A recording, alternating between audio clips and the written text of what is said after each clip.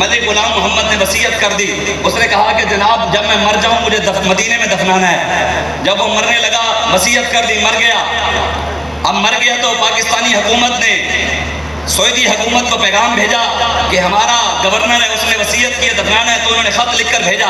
ابھی ادھر سے اجازت آنے میں تھوڑی دیر تھی تو انہوں نے کہا کہ ہم اس کو کسی جگہ قبرستان میں امانتاً دفن کر دیتے ہیں, جیسے ہی وہاں سے اجازت ملے گی اسے وہاں سے نکال کر سعودیہ لے جائیں گے.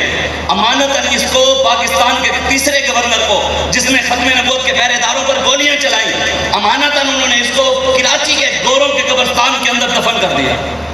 وہاں اس کو دفن کیا. ایک دن بعد اپروول آ گیا سعودی حکومت کا کہ اس کو لے آؤ.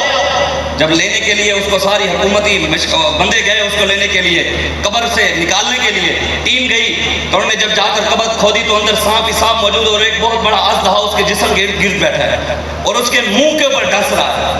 یہ نیٹ کے اوپر موجود ہے.